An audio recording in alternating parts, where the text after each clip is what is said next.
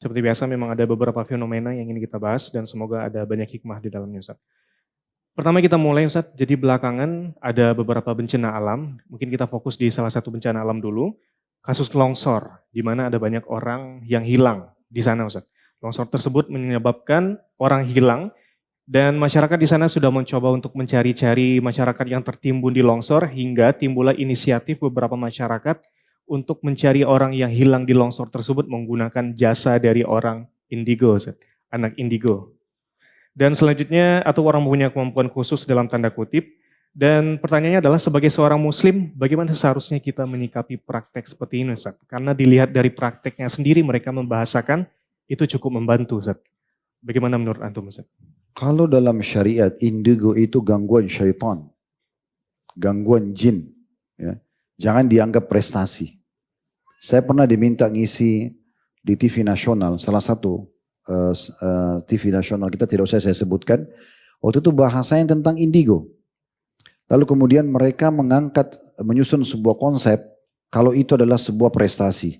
Bahkan mau disebarluaskan di masyarakat kalau ada masalah kita boleh minta tolong sama anak-anak indigo. Karena mereka bisa memberikan solusi apa yang tidak terfikir oleh manusia normal. Gitu. Begitu mereka susun konsep tersebut lalu dibawa ke saya, kebetulan saya pematerinya. Lalu saya mengatakan ini keliru. Ini gangguan syaitan. Lalu mereka bilang tidak Ustadz, ini buktinya ini. Terus berdialog sama saya. Sampai itu sutradaranya datang berbicara dengan saya. Kemudian saya mengatakan tidak. Ini was-was syaitan. Kalau sebagai bukti Bapak bisa panggil semua anak-anak indigo yang Anda jadikan target itu. Lalu tanya, dia dapat berita gaibnya itu dari mana? Pasti mereka akan mengatakan, oh dari teman saya di atas lemari, teman saya di pohon belakang rumah, di sumur belakang rumah. Itu syaitan. Itu syaitan, permainan jin. Kalau orang yang belajar ilmu syariat sudah faham masalah ini. Itu bukan prestasi. Anak-anak indigo itu harus diruqyah, diobatin. Bukan ditanya. Itulah cara syaitan menyesatkan manusia. Salah satunya dengan itu. Terutama bagi anak-anak. Lalu mereka anggap itu prestasi, kelebihan karena bisa menebak. Akhirnya menebak umur, menebak pekerjaan dan segala macam. Saya subhanallah pernah ngisi pengajian keluarga waktu itu masih di Makassar. Mungkin ceritanya 25 tahun yang lalu sepertinya. Saya belum pindah ke sini. Masih baru tamat dari Madinah waktu itu. Saya ngajar di kampus Ma'had Albir. Salah satu kampus yang kerjasama sama Unismu Makassar itu punya Emirat Arab. Waktu itu dibuka di kota Makassar.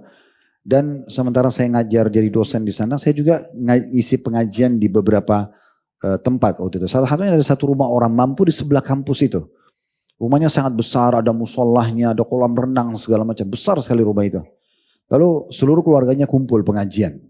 Sementara kami ada di ruangan isi pengajian, semua hadir keluarganya, tiba-tiba ada satu perempuan, mungkin masih belasan tahun umurnya, saya tidak bisa terka berapa, lewat di dekat tempat pengajian tersebut, lewat samping kolam renang, baru jalan. Saya biasanya nggak suka nanya, tidak sengaja. Kenapa kok saya mau tanya? Saya tanya pemilik rumah itu, Pak, maaf itu tadi siapa? Bukankah Bapak bilang ini pengajian keluarga semuanya hadir? Dia bilang itu salah satu anak saya. Saya bilang kenapa nggak hadir Pak? Oh anak saya ini beda sendiri Ustaz. Punya kelebihan dia bilang. Saya tanya apa kelebihannya? Kalau malam Jumat dia biasa matikan lampu. Kemudian dia minta kopi, padahal ini anak perempuan ya, tidak pernah minum kopi sebenarnya. Khusus malam Jumat dia minta kopi dan tiba-tiba dia bisa bicara dengan ruh kakek saya.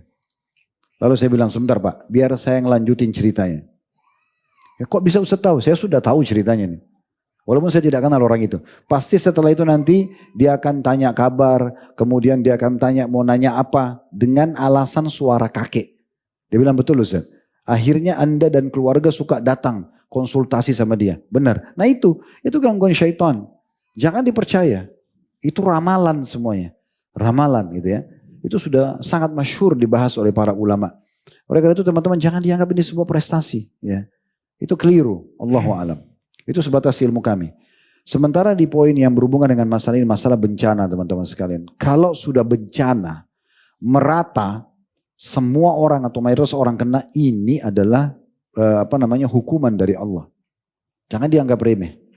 Makanya Abdullah bin Mas'ud radhiyallahu anhu itu kalau mendengar suara guntur saja.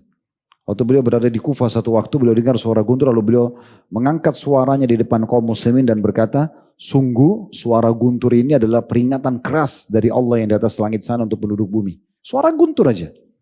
Nabi SAW dalam hadis yang sahih kalau lihat awan mendung, maka beliau gelisah. Mondar mandir.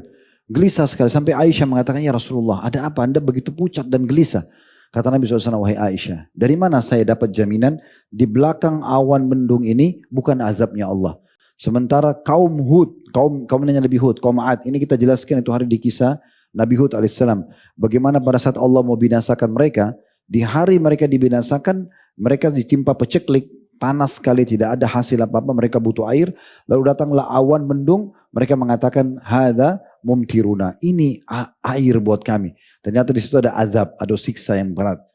Maka Nabi SAW tenang setelah air hujan turun. Baru beliau yakin itu adalah bukan azab. Pada waktu itu Nabi SAW mengontrol sekali penduduk Madinah. Hampir bisa dikatakan pelaku maksiat itu sangat terkucil. Dan langsung terbongkar perbuatannya dan dihukum oleh Nabi SAW. Yang pezina, yang pencuri, yang berbohong dan segala macam. Karena ayat Al-Quran juga turun membongkar perbuatan kejahatan sebagian orang gitu ya. Tapi Nabi masih khawatir. Kita subhanallah, kita coba renungi gini teman-teman sekalian ya. Bukankah umat-umat sebelum kita rata-rata dihukum karena dosa yang menonjol? Kan gitu ya. Kita tahu misalnya kaumnya Nabi Saleh karena mereka membunuh untanya Nabi Saleh. Kaumnya Nabi Hud, ya, kaum Ad karena mereka sombong. Mereka buat bangunan-bangunan tinggi, mereka jebol gunung-gunung, lalu mereka buat kerusakan di muka bumi. Dengan kekuatan fisik mereka, mereka bentuk pasukan yang tidak pernah kalah di muka bumi berperang pada saat itu. Semua orang dibantai dengan beringas. Kemudian kita tahu kaumnya Nabi Shu'aib, mereka curang di timbangan. Kita tahu kaum Lut karena homoseksual. Kadang-kadang hanya karena salah satu kesalahan ini Allah binasakan mereka. Sekarang saya tanya, di masa kita sekarang, dosa kaum apa yang belum ada? Kita mau cari sekarang homoseksual, dilegalkan, LGBT, dibela dan segala macam. Itu sudah cukup dulu menghancurkan kaum Lut, satu negeri Allah, satu komunitas ya, terdiri dari 9 negeri. Kaum Lut itu 9 negeri. Diangkat semuanya, dibalik ya, oleh Allah Subhanahu Wa Taala. Sampai sekarang masih ada bekas penyiksanya di Laut Mati. Ya, Allah Subhanahu Wa Taala mengingatkan kaum Quraisy kalau mereka lewat supaya mereka ambil pelajaran dalam Al-Quran. Itu gara-gara satu dosa. Gara-gara curangnya timbangan Allah binasakan. Gara-gara ini Allah binasakan. Kita sekarang dosa apa yang tidak ada dari umat-umat sebelum kita? Alhamdulillah Allah masih belum binasakan secara merata gitu ya. Jadi kalau ada bencana begini kita harus hati-hati sekali. Allah Subhanahu Wa Taala berfirman tentang masalah ini, wattaqu fitnatan la tusibanna alladhina zalamu minkum khassah. Hati-hati dengan fitnah atau bencana yang datang yang tidak menimpa orang-orang yang zalim saja di antara kalian. Kalau kita berada di satu komunitas dan kita tahu mereka ini maksiat semua kepada Allah dan kita diam, kita nggak memungkiri itu, kita nggak berusaha luruskan, maka kalau mereka dibinasakan, kita pun dibinasakan. Masih ingat pernah saya sampaikan dalam majelis kita sebuah hadis Bukhari. Pernah satu kali Jibril alaihissalam diutus oleh Allah Subhanahu Wa Taala untuk membinasakan satu negeri. Lalu Jibril alaihissalam mendapat di negeri itu ada orang saleh satu orang. Yang lainnya semua orang-orang yang jahat. Maka Jibril kembali kepada Allah lalu berkata, kata Nabi SAW, ya Allah sesungguhnya di negeri itu ada hambamu fulan. Orang saleh ahli ibadah.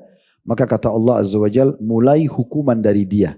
Karena dia tidak pernah beramar ma'ruf dan nahi mungkar. Dia gak pernah nyuruh orang kebaikan, tidak pernah larang orang lain kemungkaran. Dia mau masuk surga sendiri. Binasakan dia dulu baru yang lainnya. Jadi orang-orang beriman pun bisa kena. Hati-hati gitu ya. Dan ini kalau sudah merata, longsor, banjir, tsunami, semua ini pasti masalahnya di dosa-dosa. Ya, masalahnya di dosa gitu ya. Jadi lebih baik introspeksi diri, hati-hati sekali. Karena hukuman Allah sangat merata. Kalau kita lakukan dosa kita sendiri, maka hukumannya datang sendiri. Tapi kalau kita lakukan merata, sama-sama, ini juga merata hukumannya. Tidak akan pernah selesai kecuali betul-betul kita berhenti dari semua itu. Diangkat oleh Ibnu Qayyim rahimahullah dalam buku beliau Ad-Da' wad-Dawa. Beliau mengangkat sebuah riwayat pernah beberapa tabi'in danya Aisyah berkata begini, wahai ummul mukminin, beritahukan kepada kami tentang bencana alam. Maka kata Aisyah radhiyallahu anha, kalau sudah tersebar para penyanyi-penyanyi wanita, kemudian perzinahan, minuman keras, ya, maka pastikanlah Allah yang di langit sana murka pada bumi dan menyuruh bumi itu untuk menggoncangkan dirinya sampai mereka kembali kepada Allah Subhanahu Wa Taala. Ini sudah jelas riwayatnya. Anda bisa cari di buku atau cari saja statement di Google. Ibnu Qayyim rahimahullah menukir riwayat Aisyah tentang masalah bencana alam. Itu ada. Dan terlalu banyak pendapat ulama berhubungan dengan masalah ini. Oleh karena itu hati-hati teman-teman sekalian. Kalau kita berada di satu komunitas, mereka melakukan maksiat, minimal kita meluruskan itu. Masih ingat kisah penduduk negeri Ila? Pernah kami sampaikan, saya ingatkan kembali. Negeri Ila ini sekarang ada di Palestina. Perbatasan antara Palestina dengan Saudi. Negeri Ila namanya. Dulu di situ dikenal dengan Ashabus Sabt. Penghuni wilayah yang melanggar peraturan hari Sabtu. Kan mereka nggak boleh mancing hari Sabtu. Mereka pasang jala Jumat malam, mereka ambil hasilnya hari Ahad itu ya. Itu yang mereka lakukan. Orang-orang Yahudi buat begitu. Maka Allah kutuk mereka menjadi kerah. Setelah 3 hari baru Allah binasakan mereka. Makanya Nabi SAW memanggil orang-orang Yahudi di Khaybar pada saat mereka menyerang Nabi SAW dengan anak-anak panah. Wahai saudaranya, kerah-kerah. Karena memang mereka dikutuk pada saat itu. Ya. Intinya sebenarnya pada saat itu penduduk negeri Ida terbagi menjadi 3. Golongan pertama yang tetap mau memancing ikan. Karena Allah Subhanahu Wa Taala uji mereka. Di hari Sabtu yang mereka dilarang memancing. Itu ikan-ikannya datang ke pinggir lautan. Mereka bisa pegang dengan tangan mereka. Yang biasa ikan mereka susah sekali nangkapnya. Ini bisa dipegang dengan tangan sebagai ujian. Selain hari Sabtu tidak ada ikan. Mereka harus masuk ke tengah lautan atau ke tempat yang jauh untuk mendapatkan ikan. Sehingga mereka akalin pasang jala hari Jumat. Mereka ambil hari Ahad. Golongan kedua adalah yang memungkiri itu. Ini gak boleh. Allah larang. Gak boleh mancing hari Sabtu.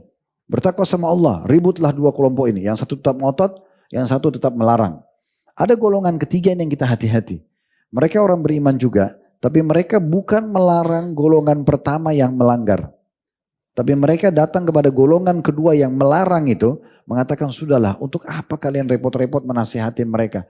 Biarin aja, kita selamat-selamat sendiri aja. Akhirnya pada saat Allah datangkan hukuman, golongan pertama sama golongan ketiga dihukum oleh Allah. Allah binasakan ya. Ini diceritakan dalam surah Al-A'raf 163 sampai 167 ayat tentang masalah penduduk negeri Ila. Jadi harus hati-hati teman-teman sekalian. Jadi jawaban pertanyaan ini kita jawab dari 2 sisi, hati-hati dengan pemahaman indigo yang disalahfahami di tengah masyarakat kita, gitu ya. Tidak ada yang tahu gaib kecuali Allah Subhanahu Wa Taala. Jangan minta tolong pada jasa-jasa seperti ini ya, atau orang kesurupan atau orang pergi ke dukun ya, dan segala macam ini jangan dipercaya. Tidak boleh sama sekali, dan masalah bencana harus hati-hati karena ini berarti ada dosa merata yang harus kita jauhi. Ya. Oke, selanjutnya mungkin kita ingin melanjutkan sedikit tentang pembahasan tentang bencana alam ini, Ustaz. Ada statement juga dari masyarakat kalau akhir tahun itu pasti banyak musibah, Ustaz. Nah, apakah benar statement ini, apakah benar ada kaitannya dengan waktu akhir tahun ini dengan beberapa bencana-bencana alam yang sering terjadi, Ustaz? Sama sekali nggak ada. Sama sekali nggak ada hubungannya. Bencana hanya karena maksiat. Apa Allah kekalkan dalam Al-Quran? Ayat yang sangat jelas. Walau anna ahlal qura amanu wattaqau lafatahna alaihim barakati minas sama'i wal ard. Kalau seandainya penduduk satu negeri itu beriman dan beramal saleh, ya, mereka bertakwa sama Allah, ya, dan mereka walau kan ahlul qura amanu wattaqau, mereka beriman dan bertakwa sama Allah, patuh tunduk pada peraturan Allah, yang diperintahkan kerjakan, yang dilarang jauhi, maka kami akan bukakan pintu-pintu berkah dari langit dan bumi. Salah satu maknanya makmur, subur, dan juga selamat dari bencana. Itu firman Allah Subhanahu Wa Taala. Jadi Allah tidak akan mungkin pungkiri janjinya. Ya. Kalau ada bencana datang, pastikan dosa. Apa kata Ali radhiyallahu anhu? Sesungguhnya Al-Quran sudah menyampaikan kepada kalian tentang semua inti permasalahan hidup kalian. Dan sudah menyampaikan kepada kalian juga solusi dari permasalahan itu. Orang-orang tanya, apa itu yang Anda maksudkan? Apa sumber masalah kami? Apa solusinya? Kata Ali, dosa-dosa kalian dan solusinya adalah istighfar dan taubat. Semua permasalahan kita itu. Antum sumpek, sedih, susah dapat pekerjaan, susah menikah, ada permasalahan tidak selesai-selesai. Istighfar aja. Kembali kepada Allah Subhanahu Wa Taala. Kata Ibnu Taimiyah rahimahullah, saya pernah menemukan permasalahan membuat dada saya sesak. Padahal beliau seorang ulama besar. Ibadahnya selalu dinukil oleh para murid-muridnya kayak Ibnu Qayyim dan yang lainnya mengatakan, sesungguhnya kalau kami merasa iman kami lemah, kami pergi bertemu sama Ibnu Taimiyah, melihatnya saja sudah membuat hati kami bertambah imannya karena kesolehannya. Tapi beliau mengatakan, saya pernah merasa tersesak dada saya dalam satu masalah, lalu saya istighfar kepada Allah sampai 1000 kali, sampai Allah lapangkan dada saya. Dan memang itu dari dosa. Masalah pribadi. Juga masalah yang memasyarakat, permasalahannya karena dosa. Tidak ada yang lain. Allah sudah janjikan orang beriman, beramal soleh, bertakwa pasti diberikan keberkahan dan kecukupan. Itu poinnya. Jadi gak ada hubungannya awal tahun, akhir tahun, gak ada hubungannya. Selama kita buat maksiat, siap harus dihukum sama Allah. Ya. Oke, Tep. Syukron Ustaz. Selanjutnya kita beranjak ke suatu prediksi juga Ustaz tentang bencana alam, tapi belum terjadi. Jadi ada suatu prediksi dari BMKG tentang suatu hal yang mungkin teman-teman semua juga sudah mendengar, yaitu megatrust. Ini merupakan sebuah gempa besar yang mungkin akan menghancurkan Pulau Sumatera, Pulau Jawa, se-Indonesia, seperti itu bahasanya Ustaz. Dan juga sudah dikalkulasi secara sains, begitu bahasanya juga. Dan mungkin bagi kita beberapa mendengar berita ini sedikit merinding. Namun sebagai seorang muslim, perlukah kita khawatir berlebihan tentang hal seperti ini Ustaz?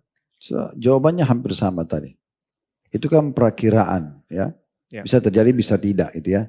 Dan selalu kalau fenomena alam itu mengagetkan para ilmuwan. Mungkin terjadi tiba-tiba dan bisa juga hilang tiba-tiba.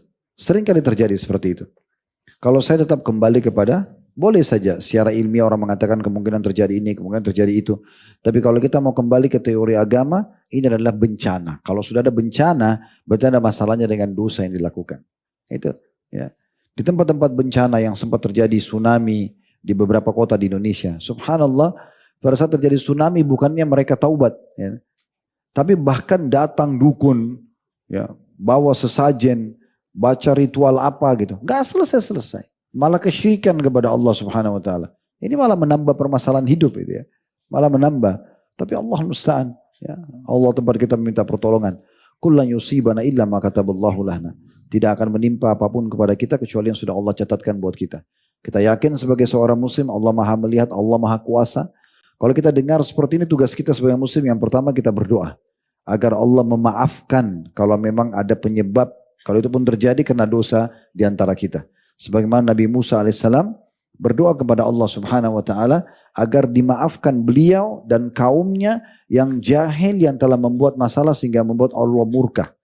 Nah itu pertama kita lakukan. Semoga Allah maafkan, semoga Allah berikan hidayah misalnya gitu ya. Kemudian yang kedua kita ambil asbabnya, sebab-sebabnya gitu ya. Sebab apa, sebab apa. Saya yakin kalau secara ilmiah ada seperti itu, ya mungkin ada juga solusi-solusi yang diberikan oleh pemerintah kita. Kita coba mengambil solusi tersebut ya. Kira-kira solusinya apa saja, apa yang harus kita persiapkan, kita lakukan itu. Tapi insya Allah saya sangat yakin teman-teman. Kisah dari kaum Nabi Yunus itu sangat jelas buat kita dalam masalah seperti ini.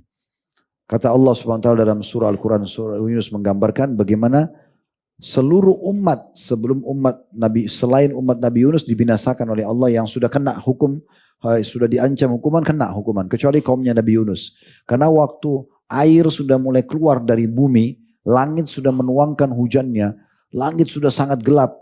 Dan Nabi Yunus sudah tinggalkan negeri Nainawa. Nanti insya Allah kita jelaskan di kisah beliau tentang dahsyatnya siksaan itu. Maka raja mereka berkata, sungguh tidak ada gunanya kalian berlari dan menyelamatkan diri. Karena semua masyarakat Nainawa berantakan, berteriak-teriak, histeri, lari sana sini. Maka rajanya mengatakan berhentilah semua, tidak ada gunanya. Saya sangat yakin ini adalah ancaman yang diancamkan oleh Nabi Yunus. Maka coba sekarang kita semua menyatakan beriman kepada Allah Tuhannya Yunus. Lalu kemudian kita tunduk pada peraturannya. Kita lihat hasilnya. Maka satu negeri itu tiba-tiba berhenti. Mereka menyatakan beriman sama Allah. Dan seketika waktu itu langit jadi terang. Berhenti hujan dari langit. Semua air di bumi terserap kembali. Oleh karena itu kurang lebih 100.000 lebih manusia waktu itu beriman kepada Allah Subhanahu Wa Taala. Bersamaan dengan Nabi Yunus dikeluarkan dari mulut ikan. Lalu kembali ke Nainawa untuk mendakwahi mereka. Jadi bencana itu bahkan bisa hilang. Tapi pada saat itu mereka beristighfar dan kembali kepada Allah Subhanahu Wa Taala. Bukan mustahil. Kalau kita semua masyarakat Indonesia kembali bermuhasabah, introspeksi diri, kesalahan apa yang kita lakukan, dosa apa, kembali kepada para ulama kita tanyakan ada masalah apa, gitu ya. Mungkin mereka bisa berikan masukan-masukan kepada kita sebelum terlambat. Itu semua mungkin. Jadi nggak usah, di poinnya juga nggak usah terlalu khawatir ya. Apapun yang terjadi itu Allah sudah catatkan. Kalau masalah khawatir, biasanya umumnya orang itu paling takut karena matinya ya. Kalau ajal kita sudah datang, di tempat itu dan waktu itu pasti mati. Allah bilang, walau kuntum fi burujim musyayyadah. Walaupun kalian berada di satu benteng yang sangat kokoh, mati itu akan datang dan menjemput kalian. Tidak bisa. Mau ada bencana, nggak ada bencana, kita akan mati juga pada saat itu. Lalu apa yang dikhawatirkan? Yang paling baik kita meninggal pada saat ajal datang dalam kondisi kita berpegang pada sunnah Nabi SAW. Perkataan Imam Ahmad rahimahullah, siapa yang meninggal di atas sunnah meninggallah. Kalau kamu ikuti sunnah Nabi, selalu mengkomitmen dengan itu, tidak usah khawatir kalau mati. Mati dalam keadaan tidak ada masalah. Yang penting kita meninggal di atas sunnah Nabi SAW. Kita ikuti beliau, kita contohi beliau, kita mempertahankan apa yang beliau sampaikan. Semua itu akan membawa pada keselamatan. Ya. Baik, syukran Ustaz. Selanjutnya kita membahas tentang beberapa waktu yang lalu juga mungkin beberapa dari kita merayakan hari-hari guru. Tapi ironisnya di tengah perayaan hari guru yang meriah belakangan justru adab terhadap guru kian memudar. Banyak sekali informasinya Ustaz. Dan sebenarnya mungkin kita ingin belajar kembali bagaimana caranya kita menanamkan kembali adab kepada para guru ini sendiri sebagai seorang pelajar. Dan bagaimana adab yang sebenarnya dalam Islam. Agar kita tidak dinilai berlebihan kepada guru sendiri. Ya? Guru benar. Ya. Antum jangan dengarnya buru ya. Guru ini ya. Guru yang mengajar kita. Teman-teman sekalian, ketika kita mulai dari guru dulu ya. Memang guru ini harus orang yang layak dipanggil guru ya gitu ya. Orang yang memang punya kapabilitas di situ. Orang yang memang kompeten di bidangnya. Bukan semua orang dipanggil guru ya. Kadang-kadang ada orang saya lihat teman bercanda sama temannya, dia panggil guru-guru bercanda gitu ya, sambil bercanda. Padahal sebenarnya kata guru ini sendiri sangat berbobot gitu ya. Karena guru itu yang memberikan manfaat kepada kita secara ilmu. Ya, memandu kita kepada hidayah atau petunjuk gitu ya. Jadi memang guru-guru ini juga sebaiknya kalau kayak lembaga-lembaga pendidikan pemerintah ataupun swasta menyortir dengan baik. Harus betul-betul orang-orang yang kita harapkan mengajar kita ini pendidik. Bukan hanya sekedar pengajar. Semua pendidik pasti pengajar. Tidak semua pengajar itu pendidik. Ya. Apa bedanya? Orang kalau pengajar, dia datang, dia hanya jalankan tugas. Saya misalnya jadi dosen di kampus, saya diperintahkan atau ditugaskan mengajar 50 menit, materinya A, B, C, saya akan gaji akhir bulan sekian. Udah, saya kalau pengajar saja, saya datang, saya cuma penuhi target pengajar saya. Mau mahasiswa saya paham, tidak paham, gak pusing. Ada gak orang begitu? Kenapa takut sekali menyampaikan? Ada orang pendidik, kalau pendidik itu tidak seperti itu. Dia nggak peduli gajinya, dia nggak peduli jam yang dia sudah ditentukan. Bagi dia adalah bagaimana pemahaman sampai ke mahasiswanya. Bagaimana muridnya bisa menjadi kader yang akan menggantikan para guru-guru. Nah itu pendidik itu. Imam Syafi'i rahimahullah salah satu contoh pendidik yang luar biasa. Di majelis ilmu beliau ada satu orang sering duduk di belakang. Karena orang itu merasa tidak percaya diri. Dia merasa akal dia selalu terlambat menangkap apa yang Imam Syafi'i sampaikan. Setelah selesai kajian, Imam Syafi'i datang ke orang tersebut mengatakan, apa kau sudah faham? Bilang, wahai imam, belum. Dia bilang begitu. Imam Syafi'i ulangi lagi. Ditanya lagi, kamu sudah faham? Dia bilang belum. Imam Syafi'i ulangi lagi. Berulang-ulang. Karena orang ini sering Imam Syafi'i ulang, dia mengatakan, wahai imam, memang saya begini. Saya orangnya terlambat memahami. Mungkin akan banyak mengambil menyita waktu Anda. Kata Imam Syafi'i tidak masalah. Sampai kau faham. Itu pendidik. Dia mau orang-orang yang belajar depannya itu mendapat ilmu dan dia dapat pahala. Nah itu lain. Biasanya kita juga sebagai murid dia bisa merasakan ya. Apa yang disampaikan itu merasa masuk dalam hati. Kita bisa renungi dengan pikiran. Kita merasa ada keberkahan. Kita jadi mudah mengamalkan. Nah seperti itu. Jadi butuh lembaga instansi pemerintah. Pendidikan, lembaga pendidikan maksud saya dan juga swasta ini menyortir dengan baik para guru-guru. Usahakan cari orang-orang pendidik. Di pelatihan-pelatihan diisi masalah pentingnya menjadi seorang pendidik. Pendidik itu dia memperhatikan penampilannya supaya jadi contoh. Dia memperhatikan tutur katanya supaya jadi contoh. Dia memperhatikan materi yang dia sampaikan tersusun rapi supaya jadi contoh. Semuanya diperhatikan. Karena dia mau tuh semua dinukil oleh murid-muridnya. Kalau pengajar tidak seperti itu. Dia pakai baju apa, dia pakai celana warnanya apa, dia nggak peduli. Penampilannya seperti apa, dia nggak peduli. Dia nggak peduli materinya sistematis atau tidak. Dia nggak peduli faham atau tidak, itu pengajar saja. Sayang sekali. Ya. Harusnya di-upgrade mereka dari pengajar menjadi orang pendidik. Baik, kita sekarang masuk kepada posisi kita sebagai para murid. Bagaimana kita bermuamalah dengan guru? Tadi di hari guru, ternyata masih banyak orang-orang justru malah menghina gurunya atau hal-hal yang semisal dengan itulah ya. Ini harus kita pahami teman-teman. Guru itu posisinya mulia sekali. Andai saja ada orang yang kita bisa muliakan setelah kedua orang tua kita adalah para guru kita. Mereka posisinya sebagai orang-orang yang kita muliakan sesudah kedua orang tua kita. Makanya Umar berkata radhiyallahu anhu, saya akan terus berterima kasih pada seseorang yang mengingatkan satu aib saya. Maaf saya ulangi, saya akan terus berterima kasih seumur hidup saya pada seseorang yang mengingatkan satu kekurangan saya. Jadi kalau orang mengatakan kita hidup di masa Umar, kita bilang Umar maaf Anda salah dalam begini dan begitu. Itu sama Umar dikenang seumur hidupnya. Dia akan anggap ini adalah orang yang perlu dimuliakan karena sudah mengingatkan pada dia satu masalah. Ali bin Abi Thalib berkata, saya akan siap mengabdi seumur hidup saya dengan orang yang mengajarkan pada saya satu huruf saja. Bagaimana dengan orang yang hampir tiap hari mengajarkan kita, bahkan banyak petuah-petuahnya atau penyampainya yang bisa membuat kita jadi faham, jadi lurus, jadi mendapatkan hidayah, jadi taubat dan seterusnya. Harusnya kita muliakan. Tetapi memang ada poin-poin yang perlu kita fahami, bagaimana kita memuliakan guru, dan juga kita harus tahu batasan yang tidak boleh mana. Jadi ada batasannya. Memuliakan guru misal contoh, kita menghadiri majlisnya, kita tidak memotong perkataannya, kita mendahulukannya dalam hal-hal pelayanan, seperti mendahulukan untuk mulai makan, minum, jalan, itu biasa dikerjakan para sahabat kepada Nabi SAW. Ya. Kita memuliakan, kita memberikan hadiah, kita memenuhi hajatnya, kita berkhidmah ya, melayani dia, semua itu penting ya. Bahkan kalau perlu, kalau Imam Abu Hanifah agak ketat kepada murid-muridnya. Muridnya akan dianggap murid oleh beliau kalau muridnya itu mau belajar seumur hidup dengan beliau. Murid Abu Hanifah, beliau tidak izinkan untuk mengajar sampai Abu Hanifah meninggal. Mau ilmunya semua dinukil. Makanya salah satu muridnya namanya Abu Yusuf, ini terkenal sekali. Sampai dinukil dalam sebagian athar, riwayat bahwasanya Abu Yusuf ini dia selevel, dia muridnya Abu Hanifah ya. Tapi di kalangan orang pada saat itu dia selevel sama Imam Malik. Dinukil juga Imam Syafi'i sempat mengambil beberapa ilmu dari Abu Yusuf. Ini orangnya sangat berilmu. Tapi satu waktu Abu Yusuf ini pernah sakit keras. Waktu masih belajar sama Abu Hanifah, sakit keras. Lalu Abu Hanifah menjenguknya. Pada saat menjenguk dilihat, kayaknya sepertinya kalau lihat dari posisi dia sesak nafas segala macam. Kayaknya mungkin sudah mau datang ajalnya walaupun masih muda.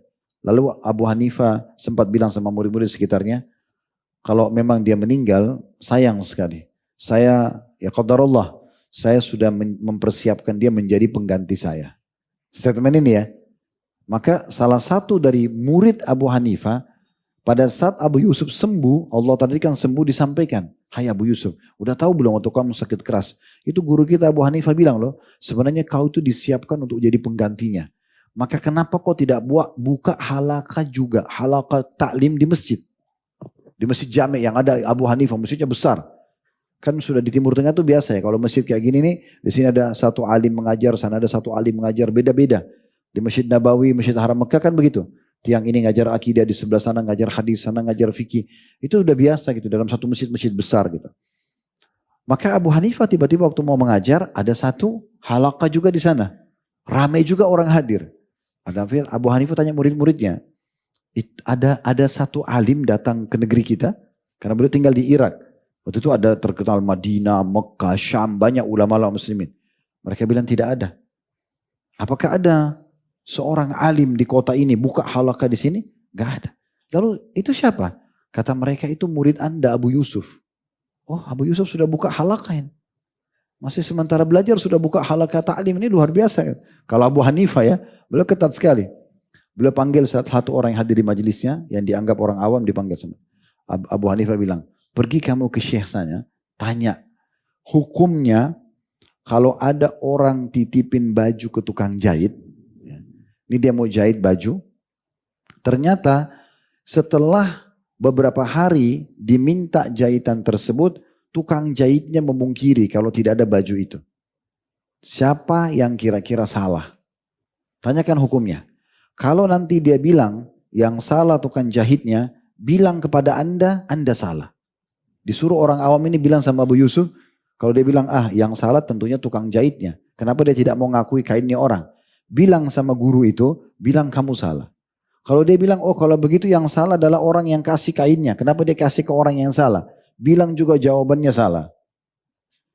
Orang awam ini pergi ke Abu Yusuf. Sampaikan. Wahai imam, bagaimana hukumnya begini dan begitu? Dia bilang tentu saja yang salah. Tukang jahitnya kenapa gak kembalikan? Anda salah. Abu Yusuf heran, lihat orang ini siapa? Kok dia yang bertanya, dia yang salahin? Kalau gitu yang salah yang kasih baju, kenapa dia salah kasih orang? Anda juga salah. Abu Yusuf sudah tahu, langsung dia datang. Siapa yang utus kamu? Saya tanya atas sama Allah. Dia bilang itu syekh yang di sana. Abu Yusuf kembali turun dari kursinya, datang ke majelisnya Abu Hanifah. Dia angkat tangan, Imam, Abu Hanifah nggak peduli. Tanyalah Imam, nggak dipeduli. Sampai selesai kajian. Kata Abu Hanifah, kenapa? Kamu mau tanya tentang orang yang menitipkan baju ke tukang jahit? Baru Abu Hanifah jelaskan hukumnya sama dia gitu ya.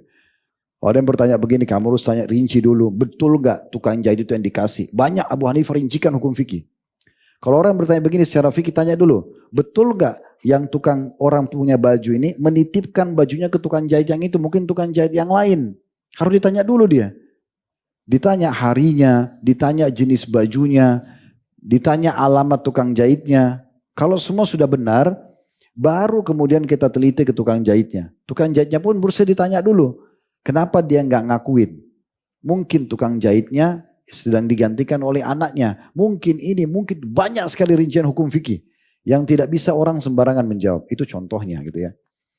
Jadi memang banyak hal-hal yang kita perlu muliakan guru kita, tetapi tentu bukan saya katakan kita harus seperti Abu Hanifah gitu ya. Karena banyak orang, saya tahu seperti Dr. Saleh Suhaimi Hafizahullah, guru kami di Madinah. Beliau setelah selesai taqa'ud ya, sudah pensiun ngajar di kampus kami. Subhanallah karena keluasan ilmunya dipanggil lagi ngajar. Saya berapa tahun lalu sempat berkunjung di Madinah. Kalau saya ke Madinah sering ke rumah beliau. Kemudian dia dipanggil lagi ngajar di kampus. Jadi di tempat beliau ngajar kampus itu di ruangan itu ada banyak dokter-dokter baru. Beliau sudah dokter lama, sudah senior sekali. Ini dokter-dokter baru umurnya seperti cucunya sendiri. Tapi beliau tidak menganggap itu adalah hal yang oh berarti ini belum boleh selevel sama saya. Tidak. Masing-masing guru tuh punya metode sendiri gitu ya. Udah anggap kalau orang itu kompeten tidak ada masalah mengajar. Bahkan beliau sering puji murid-muridnya yang sudah buka halaqah di mana seperti itulah ya. Intinya sebenarnya secara teknis nggak masalah. Kita bisa muliakan. Pernah satu kali Ka'ab radhiyallahu anhu mendahulukan Abdullah bin Abbas naik ke atas seekor tunggangan. Dan beliau memuliakan sekali. Lalu ditanya, kenapa anda muliakan sekali Ibnu Abbas? Beliau mengatakan, begini kami memuliakan guru-guru kami. Tapi tidak berlebihan ya. Nah batasan yang tidak boleh itu kalau sudah gulu. Guru saya pokoknya tidak ada salahnya. Semua benar. Orang lain semua salah. Ini gak benar, mungkin gurunya bisa salah. Mungkin argumen yang disampaikan salah. Makanya para ulama seperti Imam Syafi'i mengatakan, kalau ada Al-Quran dan hadis wahyu yang bertolak belakang dengan madhabku, maka tinggalkan pendapatku dan ambil Al-Quran tersebut. Jadi beliau membuka pintu. Silahkan. Nah itu tidak gulu namanya gitu kan. Boleh saja ada pendapat yang salah. Kita jangan ambil. Berlebihan misalnya. Dianggap gurunya ini bisa bertemu dengan nabi ini. Bisa bertemu dengan malaikat. Apalah segala macam. Ini semua tidak pernah ada. Tidak pernah ada sahabat yang mengaku seperti ini. Tidak pernah tabi'in mengaku seperti ini. Jangan berlebihan ya. Ini tentu kalau kita mau rincikan banyak sekali. Nanti akhirnya banyak yang tersinggung kalau saya rincikan. Jadi nggak usah. Ya. Intinya jangan gulu. Jangan berlebihan. Ya. Syukuran Ustaz. Selanjutnya tentang kemudahan dalam bermaksiat Ustaz. Salah satunya mungkin belakangan di HP kita mungkin sering berdering mungkin. Ustaz telepon-telepon dan itu mungkin dari orang-orang ingin meminjamkan. Pinjaman-pinjaman riba seperti itu. Dan juga banyak aplikasi yang sangat mudah sekali itu menawarkan fasilitas satu kali klik langsung cair pinjaman-pinjaman riba seperti itu Ustaz. Dan ini bentuk kemudahan fasilitas dalam bermaksiat itu sangat mudah sekali di zaman sekarang. Dan mungkin tentu kita terkadang juga sedikit tergoda tentang hal ini Ustaz. Dan mungkin pertanyaannya bagaimana sih agar kita bisa menahan diri dari hal seperti ini Ustaz. Di antara godaan yang sangat kuat seperti ini. Dalam hukum agama teman-teman sekalian, jangan buka pintu pinjaman kecuali darurat. Ya, jangan pinjam kecuali darurat. Selama kita masih bisa memberikan jasa kita, jasa saja. Ya, misalnya kita tawarin jasa, saya mau bekerja apa, saya butuh uang, saya mau bekerja, itu lebih baik dibandingkan kita utang, gitu ya. Apalagi kalau kita jadikan sebagai rutinitas, utang sana, utang sini, utang sana, tidak berhenti-berhenti dengan masalah utang. Ini jangan teman-teman sekalian, ya. Karena harus ada alasan syar'inya kenapa kita mau utang gitu ya. Tidak boleh kita buka. Kita tahu banyak hadis yang mengancam masalah itu ya. Kata Nabi SAW, orang yang mati syahid, diampuni semua dosanya kecuali utangnya. Dalam riwayat dan riwayat yang sahih kata Nabi SAW, demi zat yang jiwaku dalam genggamannya, kalau ada seseorang mati terbunuh mati syahid, kemudian hidup lagi, berperang lagi mati syahid, hidup lagi, mati syahid lagi, sampai 3 kali. Tidak akan diterima ruhnya sama Allah selama utangnya masih ada. Dan sekian banyak hadis masalah utang itu, berbahaya sekali. Oleh karena itu jangan dibuka kecuali darurat. Gitu kan? Lebih bagus kita menawarkan jasa kita. Nabi Musa alaihissalam menawarkan pada saat mau menikah. Waktu Nabi Syuaib tawarkan untuk membantu 10 tahun, boleh terima. Oke, sebagai mahar, saya tidak punya uang. Tapi saya mau balas dengan jasa. Maka beliau bekerja 10 tahun. Ya, 8 tahun akadnya, tapi 2 tahun tambahan bonusnya. Misal contoh. Nah kalaupun kita harus buka pintu utang teman-teman sekalian, harus kita penuhi syarat ini. Yang pertama, kita memang niat untuk mengembalikannya. Kata Nabi SAW, siapa yang utang niat mengembalikan, Allah mudahkan mengembalikan. Tapi siapa yang niat tidak mau mengembalikan, maka dia akan sulit untuk mengembalikannya. Kita harus memahami teman-teman sekalian, semua orang yang coba berusaha menipu pemilik piutang, supaya uangnya jadi halal buat dia rekayasa tutur katanya, penampilannya, air matanya, apalah semua. Sehingga orang yang punya uang memberikan, tapi dia sudah niat menipu. Orang seperti ini akan bertemu dengan Allah SWT pada hari kiamat sebagai seorang maling, pencuri. Kata Nabi SAW, tidak ada seseorang yang mengiming-imingkan seorang wanita. Saya kalau kamu nikah sama saya akan berikan ini, berikan itu, berikan ini. Misalnya itu janjikan mahar. Sehingga terhalalkan kemaluannya. Ya, ternyata dia setelah nikah tidak memberikan. Sampai dia wafat, maka dia akan bertemu dengan Allah sebagai seorang pezina. Walaupun dia berstatus suami resmi di dunia. Dan tidak ada seseorang yang mengiming-imingkan pemilik uang. Ya, sampai akhirnya pemilik uang menghalalkan uangnya, memberikan uangnya, lalu dia tidak mengembalikannya. Maka pada hari kiamat dia akan bertemu dengan Allah, seorang yang utang ini, itu dalam kondisi dia sebagai seorang pencuri. Jadi niat dulu untuk mengembalikan. Ya. Yang kedua teman-teman sekalian, gentle ini menghadapi.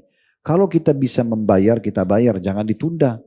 Kalau kita belum bisa bayar, minta tenggang waktu. Dan jangan tutup handphone, jangan menghindar. Ya. Jadi ini kita perlu. Kalau Anda sudah punya kemampuan sengaja menunda pembayaran, ini masuk dalam dosa besar. Kita pernah jelaskan di kategori dosa besar, hadits Nabi SAW, matlul ghani zulm. Menunda pembayaran bagi orang yang punya kemampuan adalah kezaliman, dosa besar. Atau kalau kita belum mampu, minta tenggang waktu. Maaf, saya belum bisa bayar. Saya baru bisa bayar sekian. Dan selalu hadapi. Datang lagi. Saya kayaknya sudah berusaha, saya belum bisa. Bisa nggak saya dimaafkan? Bisa nggak saya digini? Atau pekerjakan saya. Kita selalu jaga. Ya. Yang membuat pemilik piutang ini marah. Dan hati-hati karena dia terdolimi. Karena kita selalu menghindar. Kita hilang. Atau kadang-kadang ada yang lebih galak daripada pemilik piutang. Dulu waktu minta uang, ngerengek-rengek. Sekarang ditagih dia malah marah-marah. Nah ini ajaib sekali. Ya, ini dalam pepatah bahasa Arab dikatakan akhasyafan wasu akila. Apakah sudah kurma buruk, kemudian timbangannya juga curang? Jadi ini dijadikan perumpamaan bagi orang yang menggabungkan dua keburukan dalam satu perbuatan. Khasaf itu artinya kurma kering. Jadi orang-orang Arab dulu kalau ada pedagang kurma yang curang, dia biasanya kalau mau dapat untung besar, dia perlihatkan kurma yang bagus. Tapi begitu ditimbang, dia masukkan kurma yang kering. Sudah itu timbangannya dikurangi lagi. Jadi dua keburukan berkumpul. Itu istilah dalam pepatah dikatakan akhasafan wa su'akila. Apakah sudah kurma kering, tambah juga timbangannya buruk? Ini dia jadikan perumpamaan untuk semua orang yang menggabungkan dua keburukan sekaligus. Pinjam uang, kemudian setelah itu marah-marah. Ini kan unik ini. Udah dikasih kebaikan, ini tidak boleh. Kemudian yang ketiga teman-teman sekalian, banyak berdoa kepada Allah SWT supaya sebelum meninggal melunasi utang. Itu beban, ya. Lunasi utang tersebut supaya kita Allah SWT mudahkan, jadi kita bisa membayarnya. Allahuakbar. Mungkin 2 pertanyaan lagi Ustaz dari pertanyaan dari sosial media. Pertanyaan pertama dari hamba Allah, laki-laki 36 tahun dari Jakarta, karyawan swasta dengan nomor belakang 5141. Pertanyaannya adalah, Ustaz, istri saya bermalas-malasan hubungan suami istri. Temperamen, memukul, melempar barang, tidak menghormati orang tua saya, percaya dukun, melakukan penyadapan dengan GPS, melabrak di kantor, dan beberapa kali memohon jangan untuk mentalaknya. Lalu saya bertanya, apakah keputusan talak saya sudah benar, Ustaz? Benar. Benar sekali. Kalau sesuai yang disampaikan ya, Kira-kira perempuan apa yang diharapkan dari perempuan begini? Hah? Untuk apa bertahan? Seorang suami harus mulia. Dihormati, dimuliakan, ditaati. Memang begitu kan? Dilayani. Kalau begini, kalau betul yang penanya katakan ya jangan bertahan. Dan tidak usah ragu, ceraikan saja, cari wanita soleh. Selesai. Kalau begitu ya, ingat, kami menjawab sesuai dengan pertanyaan Anda. Bertakwa kepada Allah Subhanahu wa Ta'ala. Saya pernah berbagi ya di kajian kita. Itu tuh di Kampung Melayu ada seorang ibu tulis mirip seperti ini, tapi perempuan. Suami saya KDRT, suami saya tidak kasih nafkah, semuanya buruk. Terakhir dia bilang apa? Boleh nggak saya minta cerai Ustaz? Saya bilang kalau betul seperti ibu bilang, ibu boleh minta cerai. Udah selesai pengajian, saya sholat duhur, ada yang telepon saya. Waktu itu saya masih punya nomor telepon dan memang tidak tahu kenapa bisa nyebar. Sekarang sudah 5 atau 7 kali saya ganti nomor. Dan mohon maaf saya tidak akan kasih lagi nomor saya. Karena setiap kali janji jangan kasih orang, iya Ustaz. Tapi nyebar mana-mana. Masuk WA 1000 per hari, 1100, ini luar biasa. Ya. Jadi akhirnya ada satu bapak telepon saya waktu itu. Assalamualaikum. Iya Ustaz Khalid, iya. Ustaz tadi di pengajian ada seorang ibu nanya begini ya. Iya, itu istri saya Ustaz. Dia ngomong gitu, itu istri saya Ustaz. Tapi dia nggak benar. Saya sudah kasih nafkah, saya sudah belikan mobil begini, begitu. Saya nggak pernah KDRT. Ustaz kalau mau saya kirimkan buktinya. Nggak usah Pak. Bapak ke pengadilan aja. Jangan ke saya kalau gitu.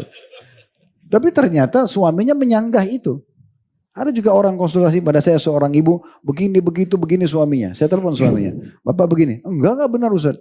Begini begitu macam-macam dibantah lagi. Oh ini benar memang harus ke pengadilan nih. Biarin hakim yang tengahi udah, gitu kan. Kalau saya nggak bisa itu karena tidak akan ada titik temu, gitu kan. Semua saling membela, semua saling punya argumentasi dan saya bukan buka konsultasi seperti ini. Ya ini lebih bagus hakim yang sudah ditentukan oleh pemerintah, gitu ya. Kalau benar begitu ya Bismillah. Cari wanita salihah. Kalau perempuan juga sama, suaminya tidak sholat, pemabuk, KDRT, tidak kasih nafkah, nggak usah bertahan, ngapain susahin diri? Ajukan khulu, kemudian cerai, minta sama Allah diberikan pasangan yang baik. Oh, agama sudah suruh kita nikah dengan orang baik-baik kan gitu. Ini masya Allah banyak muka-muka soleh ini. Ya. Oke, Afwan Ustaz, sepertinya ada 2 pertanyaan lagi, tidak apa-apa Ustaz. Pertanyaan selanjutnya dari seorang akhwat. Ustadz, saya seorang istri, sudah hidup 20 tahun bersama dengan suami, dan saya mengetahui suami itu bagaimana karakternya, dan ia mencari nafkah untuk tujuan yang tidak baik, seperti selingkuh, dan bahkan berniat poligami dengan wanita yang buruk akhlaknya. Dan pertanyaannya, Ustadz, apakah seorang istri boleh berdoa agar usaha suaminya untuk mencari penghasilan yang akan dia pakai untuk berbuat maksiat itu digagalkan oleh Allah? Jangan. Doakan agar niat maksiatnya batal. Nah. Jangan doakan supaya usahanya tidak maju, ini salah. Keliru itu. Karena efeknya kepada Anda juga nanti kan gitu. Siapa tahu usaha itu juga untuk memberikan nafkah istri sahnya. Doakan supaya dia meninggalkan selingkuhannya, meninggalkan kemaksiatan itu yang benar. Allahu a'lam. Ya. Pertanyaan terakhir Ustaz, dari seorang ikhwan dengan nomor belakang 4319, 36 tahun dari Jambi. Pertanyaannya adalah, Ustadz, hubungan biologi saya dengan istri tidak harmonis. Saya tidak memiliki syahwat lagi terhadap istri saya dan ini membuat saya stres serta takut jatuh ke dalam maksiat dan dosa. Apa yang harus saya lakukan Ustadz? Adakah cara dalam Islam untuk mengembalikan syahwat kepada pasangan ataupun ada pengobatan yang disarankan? Ada. Ya. Ada seorang syekh pernah ditanya kasus begini. Seorang anak muda datang, dia bilang, Syekh saya sudah menikah selama 10 tahun. Tapi saya sekarang sudah tidak tertarik dengan istri saya. Gitu kan? Saya tidak tertarik. Saya malah lebih tertarik mau cari perempuan lain. Kata syekhnya, waktu kamu awal nikah begitu gak perasaan kamu? Dia bilang tidak, saya sangat cinta sama istri saya. Terus kata syekhnya, kembalikan keadaanmu seperti waktu kamu awal nikah. Pasti waktu kamu awal nikah itu kamu selalu bersangka baik pada istrimu. Kamu berusaha untuk memberikan yang terbaik, kamu berusaha untuk menikmati dia. Sekarang ini banyak syubhat yang masuk dalam pikiran kamu yang mengacaukan semua itu. Hilangkan tontonan dulu yang pertama. Tontonan yang selalu melihat lawan jenis itu akan ditunggangi oleh syaitan membandingkan dengan pasangan kita. Ini lebih ramping, istri kita sudah gendut misal. Ini lebih putih, istri kita agak gelap. Akan kita bandingkan terus. Itulah tujuannya, hikmah utama dari guddul basar. Menurunkan pandangan dari yang haram. Gitu kan? Salah satu hikmah hijab kata para ulama, disuruh pakai hijab perempuan kalau keluar, apalagi kalau pakai cadar, supaya nanti suasana suami, jiwa suaminya itu berbeda. Di luar rumah dia tertutup, begitu masuk rumah terbuka, itu akan menghidupkan kembali rasa cinta suaminya, kan begitu. Jadi hilangkan semua tontonan-tontonan teman-teman sekalian. Yang kedua, tinggalkan semua komunitas yang selalu menjatuhkan pasangannya. Antum kalau duduk sama teman-teman, selalu cerita buruk si istrinya, buruk suaminya, jangan duduk sama orang seperti ini. Ya. Kalau dari awal saja berteman, sudah menceritakan tentang, misalnya antum ketemu seorang ikhwah, istri saya itu selalu begini, selalu begitu buruk. Atau ibu-ibu akhwat kita, suaminya dicerita, ya suami saya itu begini, semua buruk. Kalau baru kenalan saya sudah begitu, berarti satu waktu antum juga akan jadi target pasar dia tuh. Kita juga akan dijelek-jelekin sama dia. Jangan berteman sama komunitas begini. Komunitas yang benar adalah orang yang tidak menceritakan keburukan pasangannya. Kelebihan pasangan saja itu harus disortir. Kalau masalah kelebihan biologis haram untuk diceritakan, gitu ya. Tapi kalau kelebihan-kelebihan yang lain, prestasi dunia, fa'amma binikmati rabbika fahadits, naik jabatan, ya penampilan yang bersih nggak apa-apa kita ceritakan. Tetapi kalau sudah sampai ranjang itu haram hukumnya. Karena kata Nabi SAW, sungguhnya orang yang paling buruk kedudukan di sisi Allah hari kiamat adalah seorang laki-laki dan perempuan yang sudah saling terbuka, kemudian mereka menceritakan tentang rahasia biologis. Itu tidak boleh. Ya, itu contohnya. Itu ada batasan-batasannya. Allahu a'lam. Cukup Ustaz. Ya. Okay. Baik kalau gitu teman-teman sekalian, mudah-mudahan ini semua sudah mewakili apa yang kita jawab tentunya ya. Dan kita berharap, tadi kalau yang pertanyaan terakhir juga itu bisa kita tambahkan, coba konsultasi pada dokter tentang kondisi tersebut, tapi saya membahas secara spiritualnya ya.